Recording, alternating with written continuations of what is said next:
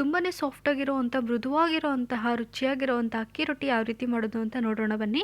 ನಾನು ಇಲ್ಲೊಂದು ಪ್ಯಾನ್ ಇಟ್ಕೊಂಡಿದ್ದೀನಿ. ಅದಕ್ಕೆ 1 ಕಪ್ ಆಗೋಷ್ಟು ನೀರು, ಸ್ವಲ್ಪ ಉಪ್ಪು, ಸ್ವಲ್ಪ ಎಣ್ಣೆ ಹಾಕ್ಕೊಂಡು ನೀರನ್ನ ಕುದಿಸ್ಕೊಳ್ತಾ ಇದ್ದೀನಿ. ಹಾಗೆ ಇನ್ನೊಂದು ಸೈಡು ಒಂದು 2 ಟೇಬಲ್ ಸ್ಪೂನ್ ಆಗೋಷ್ಟು ಮೈದಾ ಹಿಟ್ಟು ಹಾಗೆ ಸ್ವಲ್ಪ ನೀರನ್ನ ಹಾಕ್ಕೊಂಡು ಗಂಟಿ ಇಲ್ಲದೆ ಇರೋ ಥರ ಚೆನ್ನಾಗಿ ಮಿಕ್ಸ್ ಮಾಡ್ಕೊಳ್ತಾ ಇದ್ದೀನಿ. ಕಾದಿರೋಂಥ ನೀರಿಗೆ ಹಾಕ್ಕೊಳ್ತಾ ಇದ್ದೀನಿ. ಹಾಗೆ ಇದಕ್ಕೆ 1 ಕಪ್ ಆಗೋಷ್ಟು ಅಕ್ಕಿ ಹಿಟ್ಟನ್ನ ಹಾಕ್ಕೊಂಡು ಒಂದು ಲಿಡ್ನ ಕ್ಲೋಸ್ ಮಾಡಿಬಿಟ್ಟು ಒಂದು 3ರಿಂದ 4 ನಿಮಿಷ ಲೋ ಟು ಮೀಡಿಯಂ ಫ್ಲೇಮ್ನಲ್ಲಿ ಕುದಿಸ್ಕೊಳ್ತಾ ಇದ್ದೀನಿ.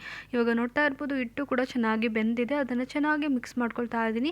ಇದು ಕಂಪ್ಲೀಟಾಗಿ ಸ್ವಲ್ಪ ತಣ್ಣಗಾಗಿದೆ ಅಂತ ಅನ್ನೋ ಟೈಮಲ್ಲಿ ನಾವು ಕೈಯಲ್ಲಿಂದ ಚೆನ್ನಾಗಿ ನಾದ್ಕೋಬೇಕು. ಹಾಗೆ ಸ್ವಲ್ಪ ಅಕ್ಕಿ ಹಿಟ್ಟನ್ನ ಹಾಕ್ಕೊಂಡು ಚೆನ್ನಾಗಿ ನಾದ್ಕೊಳ್ತಾ ಇದ್ದೀನಿ. ಮಧ್ಯೆ ಮಧ್ಯೆ ಕೈಯಲ್ಲಿ ನೀರನ್ನು ಎತ್ಕೊಂಡು ನಾದ್ಕೊಳ್ತಾ ಇದ್ದೀನಿ. ಆವಾಗ ಹಿಟ್ಟು ತುಂಬಾ ಸಾಫ್ಟಾಗಿ ಬರುತ್ತೆ. ಈಗ ನಾನು ಬಿಲ್ಲೆ ಮಾಡಿಕೊಂಡು ಸೈಡಲ್ಲಿ ಎಡ್ಜಸ್ನೆಲ್ಲ ಈ ಥರ ಪ್ರೆಸ್ ಮಾಡಿಕೊಂಡು ಹಾಗೆ ಹಿಟ್ಟನ್ನ ಲಟ್ಟಿಸ್ಕೊಳ್ತಾ ಇದ್ದೀನಿ. ಚಪಾತಿ ಹಿಟ್ಟಿನ ಥರ ಲಟ್ಟಿಸ್ಕೊಂಡಿದ್ದೀನಿ. ಹಾಗೆ ಕಾದಿರುವಂಥ ತವ ಮೇಲೆ 2 ಕಡೆನೂ ಚೆನ್ನಾಗಿ ಬೇಯಿಸ್ಕೊಂಡ್ರೆ ಸಾಫ್ಟಾಗಿರುವಂತಹ ಉಬ್ಬಿ ಬರುವಂತಹ ಮೆದುವಾಗಿರುವಂತಹ ರೊಟ್ಟಿ ರೆಡಿ ಆಯಿತು. ಪಲ್ಯ ಜೊತೆ ಇದು ತುಂಬಾ ಚೆನ್ನಾಗಿರುತ್ತೆ.